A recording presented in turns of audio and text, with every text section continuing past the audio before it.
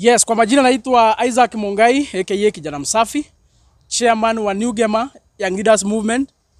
Na siku ya leo tumekuja hapa kuongea na Wakenya na tumekuja kupatiana msimamo wetu. Hasa mimi nikiwa kama kiongozi wa New Gamer na hasa nikiwa kiongozi wa vijana kutoka eneo la Mlima Kenya, na hasa nikiongea pia kwa niaba ya naibu wa rais Rigathi Gachagua kuhusu hii maneno ambayo tunaona inaendelea kule kotini. Kwa sababu nikiangalia naona watu wengi wako na maoni tofauti, wako na maoni mingi. Na ile kitu ningetaka kuongea hapa leo, hiyo ndio msimamo ya kiongozi wetu Rigathi Gachagua. Kwa sababu naona watu wakisema ya kwamba eti William Ruto ndio ameenda kule kotini, ameanza kuunganisha mawaya huko, ati Rigathi Gachagua kuwe cleared to run for presidency 2027, ndivyo hiyo ikuje kuleta kizungumkuti ama confusion katika mrengo wa upinzani. Mimi nataka kukataana na wale ambao wanasema hivyo. Mimi nataka nipinge wale ambao wanasema hivyo. Kwa sababu sisi kama Wakenya tunajua vizuri ya kwamba Rigathi Gachagua was very innocent. Sisi zote hapa tunajua ya kwamba vile ambavyo alitolewa kwa kiti, alitolewa kinyume na sheria. Na watu wote tunakubaliana kama Wakenya ya kwamba sheria haikutumika vile ambavyo inastahili kutoa naibu wa rais ambaye ako katika mamlaka. Na kama sisi kama Wakenya tunakubaliana ya kwamba Rigathi Gachagua was impeached unprocedurally, unconstitutional, the process was very much unconstitutional. If you all agree that as Kenyans, kwa nini tena tukienda kotini, tukifile case, then majaji waamue kulingana na sheria? Kwa nini tena tusema ni William Ruto sijui amekimbia huko, amepatia majaji pesa, ndio sijui sheria iamuliwe ya kwamba Rigathi Gachagua was innocent, akubalishwe kusimama kiti, ndio kukuwe na confusion katika mrengo wa upinzani? Kwa nini tunasema hivyo?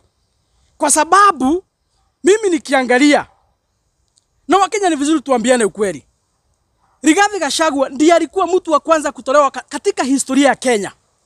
Ni vizuri mkumbuke ya kwamba he was the second deputy president kutoka tukue na katiba mpya ya 2010. Na pia vile vile katika historia ya Kenya, Rigathi Gachagua ndiye mtu wa kwanza ambaye ametolewa kwa kiti through impeachment. Huyu jamaa alipitia trauma. Hiyo haikuwa kitu rahisi vile ambavyo watu wengi wangefikiria. Hasa kutolewa kiti kinyume na sheria haikuwa jambo rahisi. Lakini Rigathi Gachagua alisimama kama wanaume. Yeye mwenyewe akajipeleka kule bungeni. Wakora wa kule bungeni wakamtusi, wakaongea yale waliongea, akatolewa hapo. Alizungushwa kama vile Yesu alikuwa anazungushwa siku ya kusulubiwa msalabani. Anatolewa kwa Pilate, anapelekwa sijui wapi, anapelekwa wapi, baadaye akasulubiwa. Hivyo ndivyo Rigathi alifanyiwa. Anapelekwa bunge, watu huko wakamtusi. Mlisikia wabunge wenye walikuwa wanaongea kama mashetani. Kutoka hapo akapelekwa seneti. Seneti tukafikiria hao ndio wako na vichwa mzuri. Tukafikiria seneti is the upper house. Tukafikiria wale wako pale ni wasomi. Kumbe walikuwa tu mandazi, chai na mandazi watu bure. Mikebe watu pia walikuwa wamelipo na William Ruto. Wakafanya kinyume na sheria, wakatoa huyu mtu. Baadaye mawakili wa Rigathi Gachagua wakaenda kotini, wakafile case. Ile case ambayo walifile ndio hiyo court of appeal imekuja ikaamua ikasema ya kwamba the three bench ambao ilitengenezwa na naibu wa Chief Justice ilifanyika kinyume na sheria. Na kwa hivyo kama wale majaji watatu wale ambao walitoa orders zile ambazo zilikuwa zimewekwa za kufanya Kindiki asiapishwe, walikuja wakazitoa, ndio Kindiki akaapishwa, Rigathi akaenda nyumbani, then ina maana if the bench was unconstitutional, there is no way they could give a verdict that was constitutional. It is not possible. Unconstitutional bench of judges cannot give a verdict that is constitutional. It's like telling us a sewage pipe can as well produce fresh water, which is not possible. Mfereji ya sewage haiwezi toa maji safi. So kama wale majaji walikuwa wameamuliwa hapo kinyume na sheria, hata ile uamuzi walifanya ni kinyume na sheria. Kwa hivyo wale watu wanarukaruka hapo wakisema ya kwamba ati William Ruto anaingilia makotini ndivyo Rigathi Gachagua asafishwe kusimama kiti. Nyinyi mmepotea, nyinyi ni walevi, mmepotea njia. Hakuna kitu kama hiyo. Sisi kama wafuasi wa Rigiji tunataka sheria ichukue mkondo yake. Rigathi Gachagua apatiwe justice kama Mkenya mwingine wowote. Na hii kesi itaenda mpaka Supreme Court. Ndivyo Wakenya waone ile upuzi na ujinga ilifanyika katika bunge zote mbili wakipatiwa amri na William Ruto. Ndio baadaye at least jina ya Rigathi Gachagua itolewe kotini, akuwe mtu ambaye amesafishwa, ni sheria, si mtu asafishwa, ni sheria, akuwe eligible to run for any position in the Republic of Kenya. Kitu ya pili, aheshimiwe kama a retired deputy president, so that he start enjoying the privileges that a retired deputy president should enjoy. Wale ambao walimunyang'anya maaskari kwa sababu walishinda, wakaona vile ambavyo walimtoa kwa kiti kinyume na sheria, waliona ni kama wameshinda, wakamuondolea maaskari. Tungetaka wajue ya kwamba vile kesi imeamuliwa pale kotini, Rigathi Gachagua arudishiwe maaskari wake, ofisi yake ambaye ya naibu wa rais ambaye amestaafu ipatiwe zile pesa inafaa kupatiwa, heshima yake kama mtu alifanyia kazi nchi hii kwa miaka 5, kwa sababu sheria ikiamuliwa ya kwamba alitolewa kimakosa, hiyo ina maana ya kwamba amefanyia Wakenya kazi miaka 5. Alipwe marupurupu yake yote ile ambayo anafaa kulipwa.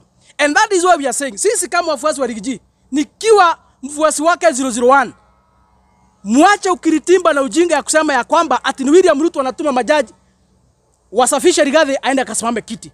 Ni sheria itasafisha Rigiji kwa sababu yeye ni Mkenya kama yule mwingine na anafaa kupatiwa haki yake ya kisheria kama Mkenya mwingine.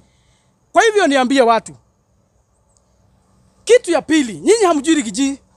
Na sana sana wale wanaongea hivyo ni watu hata hawajui Rigiji. Ni watu wanaongea wakiwa mbali. Rigiji saa hii tunaongea hakuna sheria imezuia kusimama kiti. Kwa sababu sheria inasema ya kwamba he is innocent until proven guilty in a court of law, or he is innocent until he exhausts all the judicial mechanism. And as of now, kesi yake imekuwa hapa High Court. So by the time tufike kule Supreme Court, kesi yake iamuliwe whether he is guilty or innocent, anaweza simama kiti yote akitaka kusimama. Kwa hivyo hakuna mahali William Ruto anakuja kusaidia ati kuclear Rigathi Gachagua to run for any seat. No. Hakuna sheria imezuia Rigathi kusimama kiti, akitaka kusimama anaweza simama kiti. Lakini ile kitu hamjui ya Rigiji, hana ulafi wa kiti, hana hangover za mamlaka, hajalewa na kuitwa mheshimiwa mustahiki excellency. Rigathi Gachagua hajalewa na hizo ujinga zote. Ile kitu iko kwa moyo wake, na ile kitu anataka kwa sasa, na ile kitu ameamua lazima afanye kufa kupona, ni kuhakikisha kwamba William Ruto amekuwa one term president. Na akasema ya kwamba for him to make William Ruto a one-term president, si lazima asimame kiti ya urais. It's not a must. Si lazima asimame kiti. Anaweza unga mtu mwingine mkono. And that is what he said. And me and only Rigathi Gachagua, that is his heart. Kwa sababu si aliunga William Ruto mkono akasimama kiti. Kwani saa hiyo William Ruto kwani alikuwa malaika? Kwani kuna kitu alikuwa amempatia? Si alijitolea kwa hiari yake akasaidia William Ruto akakuwa rais. Vile vile alijitolea kwa hiari yake akakosa kusimama kiti ya urais akasaidia mwingine. Hata saa hii Rigathi Gachagua hana hizo hangover mnafikiria. Either he will be declared guilty or whatever by the court of law. Rigathi Gachagua msimamo wake ni ule ule, ya kwamba nia yake kufa kupona ni kuhakikisha kwamba ameshikana wale viongozi wengine wako katika upinzani, kuhakikisha kwamba William Ruto ameenda nyumbani. Kwa hivyo niwaambie, hakuna, na msikize, take it from me, and this is the stand of Rigathi Gachagua. I'm speaking his position. Take it from me today. There will be no any fight in the opposition side. There will be no any confusion in the opposition side.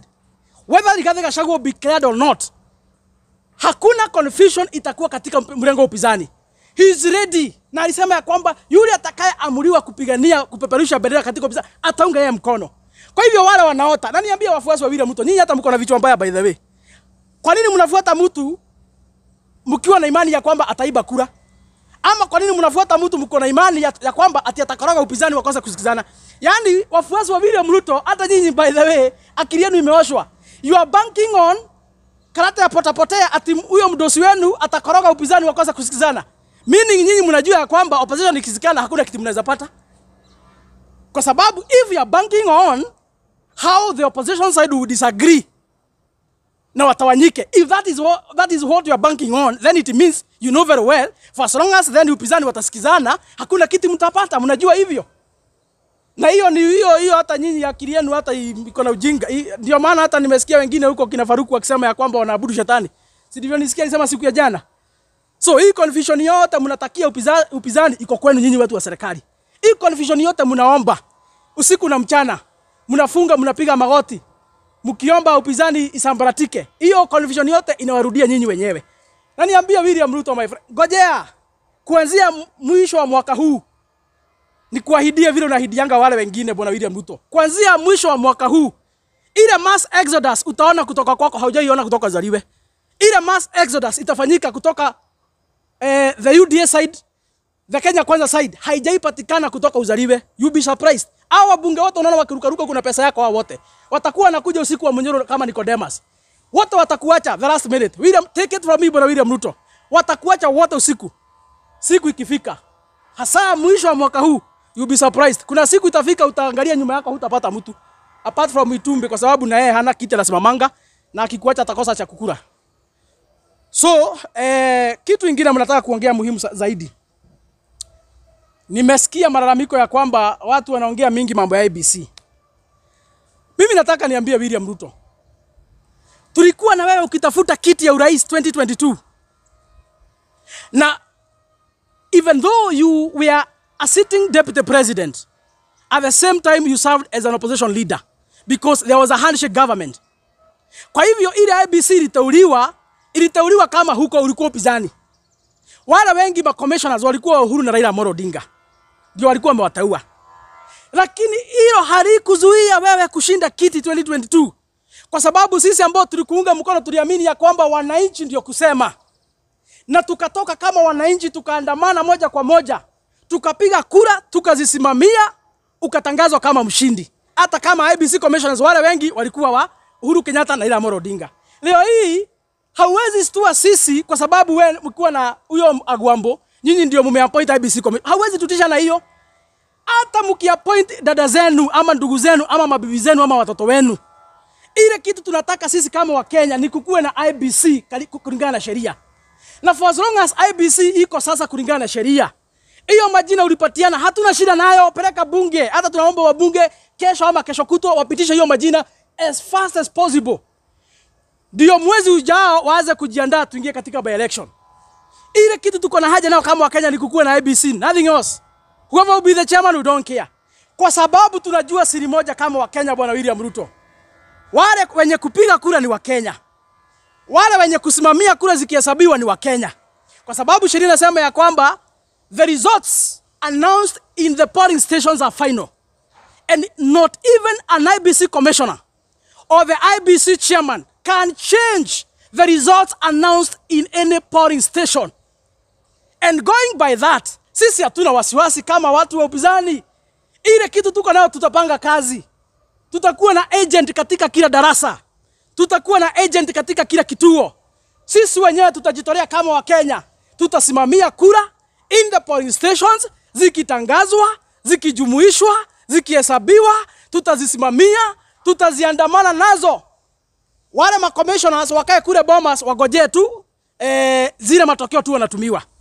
Kazi yao huko ni kujumuisha, na kujumuisha anybody can jumuisha. Si hata nyinyi mliona wale ma commissioners wenye walitoroka wakaenda kwa hoteli. Chebukati alibaki hapo na akajumuisha na akatangaza kwa sababu hiyo ni sheria. So ile kazi inafanyika pale Bomas kubwa, niambia wa Kenya ni ya kujumuisha tu. Hakuna kura inapigwa pale Bomas. Na ma commissioners kazi yao ni kukaa tu Bomas, wanakunywa tena mandazi hapo wakijumuisha. Ile kazi mzuri ina maana na ile kazi kubwa. Rais haamriwi kule Bomas, niambia wa Kenya. Rais haamriwi Bomas na IEBC commissioners ama chairman. Rais anaamriwa katika kituo mahali unapigia kura kama Mkenya. In that classroom. That is where the decision is determined. Na hapo ndipo tutalinda. Kitu ya mwisho niambia wa Kenya. Tutajitokeza kwa wingi kupiga kura. Na tutazilinda. Na nataka nihakikishie William Ruto, ile mbio tutakupeleka kama baiskeli ya kuibiwa, tuta make sure hautapata mpaka agent. Na nikisema hii inamaanisha tutahakikisha kwamba wale wa Kenya wote ambao ni wazalendo, hakuna Mkenya hata mmoja mzalendo atakubali kusimamia kura za William Ruto. Kwa hivyo hata kama watu wataibiwa, William Ruto ataibiwa, hata uto tudogo atakuwa nato tote, tuongezee watu upinzani aende nyumbani, kwa sababu wakipata kura zaidi ya 2 atatuambia mahali zimetoka. Kwa hivyo niambie ndugu zangu, viongozi wetu katika sisi hatuna shida katika upinzani. We are very much okay. Whoever becomes the chairman IEBC, whoever becomes the commissioners, we don't care. Haja yetu tu ni kukue na ABC. Kwa sababu kazi yao watu ni kutangaza tu pale Bomas. Kujumuisha kutangaza matokeo. Lakini kazi kubwa tunajua mahali inafanyika na Wakenya ndio watasimamia. Tutakuwa na agent katika kila kituo. Kwa hivyo niambie Wakenya msikuwe na wasiwasi.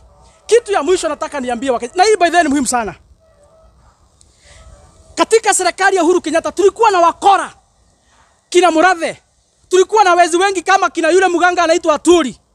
Wale walikuwa wanatuambia kila siku eti wataiba. Eti wako na deep state. Eti wanajua vile ambavyo watafanya. Tukauziwa uoga ya namna yote. Wakatuambia kila kitu. Wakatuambia hata rais haamuriwi na Wakenya. Walituambia ujinga yote ya kuuza uoga. Lakini sisi tukawaambia Wakenya na kura zao ndio kuamua. Saa hii wale walikuwa wanatuzia uoga, wote wako nyumbani na mabibi zao na magirlfriend zao. Wale walikuwa wanatuzia uoga ya kwamba ati serikali haiwezi achiwa sijui nani. Wale walikuwa wanatuambia wataiba sababu wao ndio deep state. Leo hii watu wako nyumbani. The same way we happen to kina Faruku. Na wale wezi wengine wa William Ruto wanatuzia uoga kila siku kina Oscar Sudi. Hiyo uoga kina Oscar Sudi wanajaribu kuuzia Wakenya. Tuliuziwa kitambo na watu wa Uhuru Kenyatta. Hata nyinyi hakuna kitu mnafanya, uoga tuliuziwa. Lakini hatukutishika kama Wakenya. Tulisimama kidete na tukapiga kura na tukazisimamia mpaka William Ruto akatangazwa. Kwa hivyo niwaambie vile vile. Hii mdomo mingi unaona hapa na William Ruto. William Ruto is just an overrated guy. Si ati yako smart wenye mnafikirianga. Hana hizo akili mingi mnafikirianga, ni muoga. Ni muoga. Hakuna akili mingi yako nazo wenye watu wanasemanga. Ya? Ni kura za Wakenya zilihesabiwa zikamfanya rais. Kwa hivyo hakuna miujiza watafanya 2027. Wakenya wajitokeze wapige kura vile ambavyo inastahili. Hii uoga tunauziwa hapa, tuliuziwa tukatosheka. Na ile kitu William Ruto amebaki nayo niambie Wakenya. Hakuna kitu kingine isipokuwa kuuza uoga. Hakuna kitu kingine William Ruto amebaki nayo. Amebaki tu kama kina Murathe, amebaki tu kama kina Aturi. 2022 vile walikuwa wanafanya kazi ya kuuza uoga. Hiyo tu ndio William Ruto amebaki nayo. But in the reasons, the guy has lost it. He knows very well he has lost it. Hakuna muujiza atafanya. Kama Moi alienda na hiyo siku hatukuwa na katiba, yeye ndiye alikuwa katiba. Maneno ya kinywa chake ndio ilikuwa inakuwa sheria. Na alienda. Sasa huyu nani sasa ati hata aenda na tuko na sheria. So msiuzie uoga na William Ruto na wakora wake. Ile kitu tu amebaki nani ya kuuza uoga. And that is why nasema hata nyinyi wachache mmebaki mnafuata William Ruto. Hata nyinyi mko na kasoro ya akili. Mnafuata mtu ambaye he is banking on stealing votes. Ati anawavumilia anawapatia nguvu. He is encouraging you by telling you msibabaike, msikuwe na wasiwasi tutaiba kura. Mna banki na hiyo. Ati msibabaishe nitakisha kwamba nimegawa opposition. You are banking on dividing the opposition so that you can win the elections, which will not even happen. Muache upuzi. Ya mwisho. Iko pesa inapeanwa hapa na siku ya jana ilipeanwa Kiambu. Mimi nataka niambie William Ruto. Ile bottom up uliambia Wakenya ya kwamba utakuja kufanya hapa. Haikuwa bottom up ya kuleta Wakenya unapatia kila mtu ngiri moja moja. Ilikuwa bottom up ya kuongoza serikali kama mtu ambaye ako na maadili. Ilikuwa bottom up ya kuleta policies kama serikali. Ilikuwa bottom up ya kuweka mikakati na mipango ya kuhakikisha kwamba Mkenya wowote anasaidika mahali alipo. Haikuwa bottom up ya kukusanya Wakenya 1000 mahali. Mnakuja hapo mnafanya harambee, mnajifanya mnasaidia Wakenya. Hizo pesa mnatoa. Na niambie Wakenya. Take it from me. Hii maharambee mnaona ikifanyika hapa. Na sana sana imeshika ngoma hapa Kiambu. Hiyo si pesa ya wabunge. Kenya hakuna mbunge yako na pesa ya kutoa milioni moja kila weekend. Hakuna. Mbunge analipwa 700. Ikitolewa kodi na kila kitu anaenda kwa bibi yake na 1200 ama 100. Ya? Ikitolewa maroon hata kwa pesa ilipo hakuna kitu anaenda nayo. So hakuna mbunge katika nchi ya Kenya ako na pesa ya kupeana milioni kila weekend. Hakuna. Hii pesa unaona wabunge wa William Ruto wakirukaruka nazo kila weekend. Ni pesa ya SHA, ni pesa ya elimu, ni pesa ya matibabu, ni pesa ya house levy. Ndio William Ruto anagawa kule State House, anawapatia, anawatuma nayo. And that is why mimi sitaki hata kuongea na wabunge. Nataka ni address William Ruto mwenyewe. Hiyo pesa ni kupasha habari bwana William Ruto. Hiyo pesa unapatia wabunge wako kila weekend wakuja hapa wakusanya watu wawapatia tini bottom up. Hiyo pesa haifikii mwananchi. Wakora ni wakora tu. Vile ambavyo umeiba hiyo pesa kwa house levy na kwa SHA na kwa kule kwingine ndivyo hata wanakuibia. Kwa sababu kuwapatia hiyo pesa wakifika hapa kwa harambee, wanaitoa kwa kamera. Wanatoa kwa kamera ikifika milioni 10. Kamera zikizimwa, Hiyo pesa inaingia mlango ya nyuma, wale walikuwa wameitwa hapo wanapatiwa kila mtu ngiri moja moja, hizo zingine wabunge wanaenda nazo. That is what is going on. Wacha tu nikupashe pengine William Ruto hauna habari, pengine haujui. Hiyo ndio inafanyika. Hiyo pesa yote unapatia wabunge kila weekend hapa. Hakuna pesa wanapatia wananchi. Wananchi wenye unaona wakirukaruka hapo wanapewa dhao moja moja moja, na wale watu wanahudhuria hapo ni watu kama ngiri moja. Watu kama ngiri moja wakipatiwa ngiri moja moja nafikiri ni milioni moja. So wakifanya harambee hapo, zile pesa wamewapatia watoe sadaka hapo ya milioni 8, wanapatia wananchi milioni 1, milioni 7 wanaenda kukunywa. Hiyo ndio ile kitu inaendelea. And that is why naambia wananchi, hii serikali ni mpangoless. Na mimi nashtuka sana kama Mkenya nikiona William Ruto akisema opposition hawana plan. Nashtuka sana nikiona William Ruto akiambia watu opposition ya kwamba ati wakuwe na manifesto. Sasa manifesto Kenya ni kama takataka. Kwani kuna mtu alikuwa na manifesto mzuri kuliko William Ruto? Kwani kuna mtu alikuwa ameandika makaratasi kubwa ya manifesto kama William Ruto? Sasa anatimiza nini? Wakenya mtu asiwaambie ati fulani hana manifesto. Manifesto Kenya sasa ni takataka. Ile upuzi wanakujanga kutuambia hapa siku ya kuomba kura, wakiingia kwa kiti vitu vinaruka, hawafanyangi hivyo. Hawafanyangi hivyo. Kwa hivyo mimi nashtuka William Ruto akisema upinzani hawana plan, yeye mwenyewe ako na plan, ameshindwa kuimplement bottom up. Anapora pesa, anapatia wabunge wake wakifika mashinani, wanakusanya watu ngiri moja, wanapatia dhao, ingine wanaweka kwa mfuko wanaenda. Sasa hiyo ndio plan bwana William Ruto. In any case, hata tuchague rais ambaye hana plan, kwani William Ruto ako nayo? In any case, hata tuchague opposition ambao haina manifesto, kwani rais mwenye amekalia kiti sahihi ako na manifesto? In any case, hata tuchague mtu afanye kitu, kwani sahihi mwenye amekalia kiti anafanya kitu? In fact, he is doing more harm than good. Hata heri nchi ikuwe bila rais kuliko kuwa na William Ruto, because he is causing us more harm than even good. Hata akiwa hayuko tunaweza kuwa better off, sababu akiwa hata ndio tunaenda hasara kubwa. And that is why I said the other day, opposition side, hao watu wamekusanyika katika mrengo wa upinzani, they are better millions times than William Ruto. Tutatamatishia hapo, kama kuna maswali tuchukue moja ama mbili. Yeah, na leo tumeona mtu Rigathi Gachagua alikuwa anazungumza na jamii ya Wagusi, na tukaona akisema kwamba Matiang'i alikuwa anafikiria Matiang'i anakuja na jamii yote. Na sasa niliona akisema itakuwa vibaya Matiang'i ati anatoka kiti kubwa huko World Bank ati anakuja kutafuta kiti ya urais lakini asapotiwi na jamii yake. Ni kama ni kusema kwamba ni kama hata Wamunyoro wameanza sasa vita za kindani. Na ni kama wataenda hivyo pia wao waanze kukua na hiyo exodus unasema kutakuwa kwa serikali. Hakuna vita iko katika upinzani. Ile kitu ambayo Rigathi Gachagua amesema leo hii katika radio station ya kijamii ya jamii ya Omugusi, akasema ya kwamba aliona pale ni kama viongozi wengine wanadanganya Matiang'i. Of which ni ukweli. Sababu mtu kama Simbarati, siku Matiang'i amekuja, Simbarati alikuwa namba 1, akamlaki vizuri na tukafurahia. Kama gavana wa Kisii County, tulimuona akilaki Matiang'i, akamzungusha, wakaenda naye msafara, na Simbarati mwenyewe akaongea kwa kilugha ya Kisii, akaambia jamii yao ya kwamba sisi kama hii jamii, yule kiongozi wetu ambaye tumetoa akatafuta urais na akatafuta marafiki nje ni Matiang'i. Si ndivyo Simbarati alisema? Sasa I think the following day tunaona Simbarati anaambia Matiang'i sijui kuja ODM, sijui ongea na baba, sijui tukufanyia nini. Kwa hivyo niambie Simbarati, na hivyo ndivyo tu Rigathi Gachagua amesema. Niambie Simbarati, ukiwa kiongozi, niseme ukiwa kiongozi, kitu ya maana sana ni kukuwa na msimamo. Kiongozi wote ambaye anaongoza wananchi, kitu ya muhimu sana ni kukuwa na msimamo.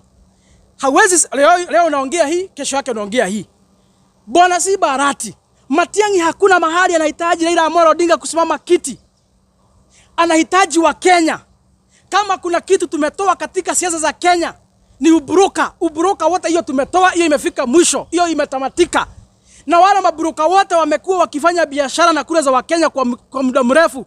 Saa hii tumewatupilia mbali. Ile kitu Matiang'i anahitaji bwana Simbarati si kwenda kwa ODM akaongea na baba, ni aongee na Wakenya. Akishaongea na Wakenya, Wakenya wakubali kufanya yeye rais, hata baba mwenyewe atatii, hata baba mwenyewe atamfuata. Kwa hivyo niambie Simba, wewe ni kiongozi pale katika jamii ya Omugusi, hapana patia Matiang'i condition mingi, hapana wekea Matiang'i vikwazo mingi ati lazima aongee na fulani.